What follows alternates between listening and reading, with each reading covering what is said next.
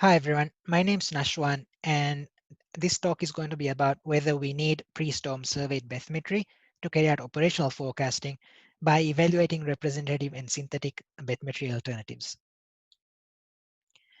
So coastal hazard early warning systems provide a means for us to predict the impact of extreme storm events along our coastline ahead of time so that we can take effective mitigation measures to reduce the consequences of these events.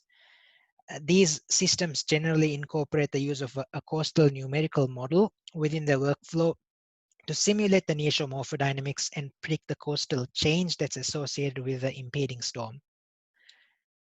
These models require nearshore surf zone bathymetry as a key input, but carrying out pre-storm surveys within the high energy surf zone at short notice can be quite a challenging task. So when carrying out operational forecasting, we have to consider alternative approaches in which we can provide the bathymetry to the models. So this can include irregularly updating the bathymetry whenever new surveys are carried out, and this requires continuous monitoring or continuous bathymetry surveys to be carried out at a site, or using remotely sensed bathymetry like CBATHY, which requires the installation of remote sensing infrastructure at a site, or using a synthetic bathymetry like an equilibrium profile or a representative bathymetry of the site. The approach of using synthetic and representative bathymetry is generally the simplest, but it doesn't allow for the model to take into account variations in the nearshore bathymetry, like the presence or absence of bars or rips. But the models we use aren't perfect. They contain approximations and parameterizations of nearshore processes. So do we actually need detailed pre-storm bathymetry to be able to get accurate erosion estimates? Or can we use synthetic and representative bathymetries? So that's the aim of this study, is to evaluate this. And we use the XBeach coastal numerical model to simulate a series of extreme storm events and evaluate whether we can actually obtain accurate and reliable estimates of storm-induced subaerial erosion using these synthetic and representative bathymetries. So for this study, two contrasting sites were chosen where long-term monitoring programs have allowed the collection of a series of pre-storm and post-storm topography and bathymetry surveys. On the left, we've got Narrabeen Collaroy, which is an embayed beach in New South Wales, Australia. On the right, we've got Duck, which is an alongshore uniform barrier island on the east coast of the USA. From the data that was available at both sites, a total of 12 storm events were selected for modeling, 7 at Narrabeen and 5 at Duck. The modeling at both sites were carried out along a single cross-shore profile, and the XBeach model was forced with measured waves from offshore wave buoys and water levels from tide gauges. As the aim of this study is to evaluate the model performance based on the bathymetry which we provide to the model, a total of 6 bathymetry scenarios were created to be used for the modeling. Firstly, the pre-storm surveyed bathymetry for storm events where this data set was available. And this scenario is used as the base case to which all the other erosion estimates are compared. And then there's the upper bathymetry, which is the upper 95% confidence interval of all bathymetry surveys carried out at a site. The average, which is the average of all bathymetry surveys.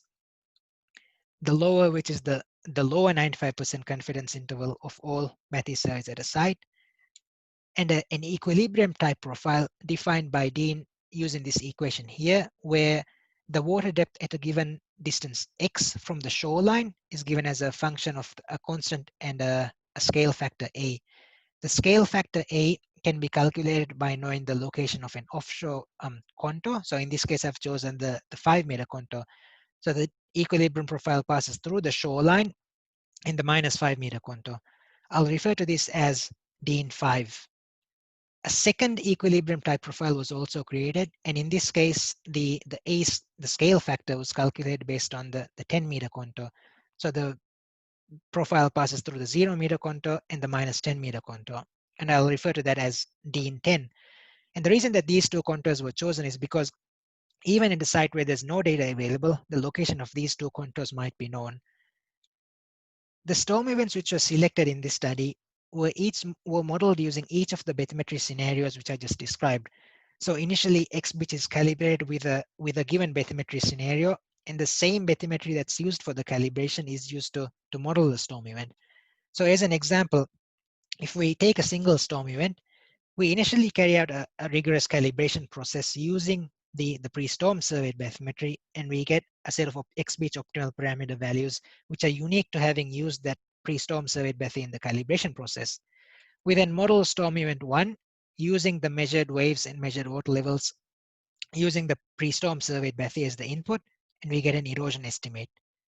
We again model storm event 1 using the average bathymetry. So we provide the average bathymetry as an input to the calibration storms, carry out the same calibration process, and we get a set of XBeach optimal parameter values which are unique to that average bathymetry. We then again model storm event 1 using that input, using the average bathymetry as the input with the measured waves and water levels, and we get another erosion estimate. So if we do the same thing with all 6 bathymetry scenarios, we get a set of erosion estimates. And because we've used the same measured waves, the same measured water levels, the same pre-storm topography, any variation which we observe in these erosion estimates would only be a function of the bathymetry which we've used throughout the process. So by comparing these estimates to the actual observed erosion, we can evaluate how accurate or reliable these estimates are. This figure shows the variation on optimal parameter values for XBeach as a function of the bathymetry which was used for the calibration process. On top we've got narrabeen, and on the bottom we've got duck here.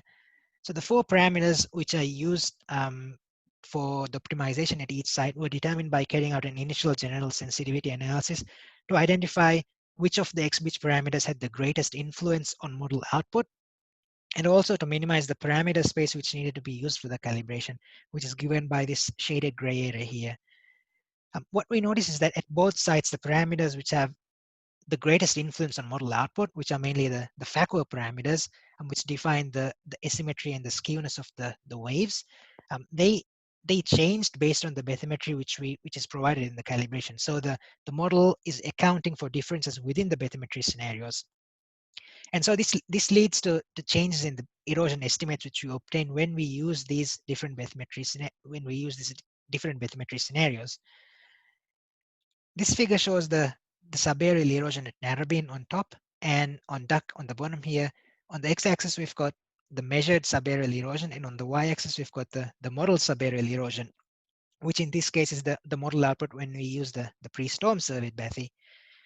For narrabeen, only the calibration storms are shown, because even though there are quite a few surveyed bathymetries available at the site, only 3 could be classified as pre-storm surveys. And in this study, we've made a clear distinction between surveyed bathymetry and pre-storm surveyed bathymetry. But even with that being the case, we say that at narrabeen, the model has quite good skill in predicting the subaerial erosion, which doesn't seem to be the case at duck though. I'll point out that the scale that's used at narrabeen and the duck is quite different. So even though all the storm events which were modeled at duck, except for one event, were named hurricane events, the magnitude of erosion which we observe at duck is limited, is quite small compared to what we would generally observe at narrabeen. And that's because the morphodynamic response between these two sites is quite different. But even with that, we see that XBeach is able to predict the magnitude of the storms accurately and doesn't significantly overestimate the erosion. If we then compare this model output to what we obtain if we had used the average or the Dean profiles, we see that even though these two sites have quite different morphodynamic response, using the average bathymetry provides accurate estimates of subaerial erosion similar to what we would have obtained if we had used the pre-storm surveyed bathy. Similarly, with the Dean profiles, we see that for storm events where there's more subaerial erosion, these estimates are quite similar to what we would have obtained if we had used the pre-storm surveyed bathy. But the Dean profile tends to overestimate erosion for smaller storm events. The Dean 10 profile tends to do that more than the Dean 5. If we then compare the model output we obtain when we use the lower bathymetry and the upper bathymetry, we see that the lower bathymetry doesn't have skill at predicting the subaerial erosion at both these sites. The upper bathymetry at narrabeen predicts the subaerial erosion, but surprisingly at duck, it has quite good skill in predicting the magnitude correctly. And the reason for this inconsistency with the upper and the lack of skill with the lower bathymetry is because the lower and the upper bathymetry represent extreme cases of the beach, so extremely eroded or extremely accreted beach states, which doesn't necessarily represent the pre-storm condition of the beach. So when we try and combine the lower bathymetry or the upper bathymetry with the pre-storm topography, we end up with surf zone characteristics which don't necessarily represent what we would observe at the site, and we see significant variations in the surf zone between storm events as the pre-storm topography would change.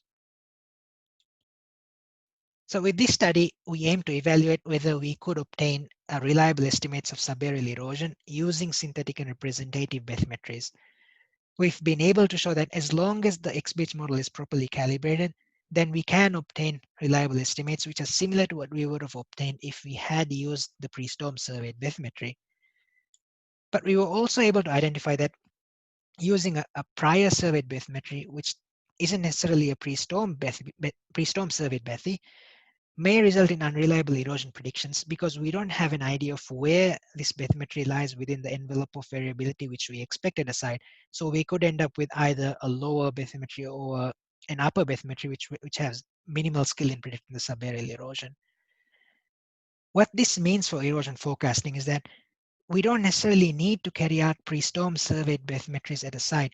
We don't need to implement an ongoing monitoring program, and we don't need to install costly remote sensing infrastructure at a site. Instead, for a site, if we have multiple bathymetry surveys available, then we can simply use an average bathymetry. Or if there's no data available at the site, then just by knowing the location of the 5-meter contour or the minus 10-meter contour, we can use an equilibrium type profile and still be able to get accurate estimates of subaerial erosion, keeping in mind that the equilibrium profiles might have limitations on depending on the size of the storm that's available. Thank you.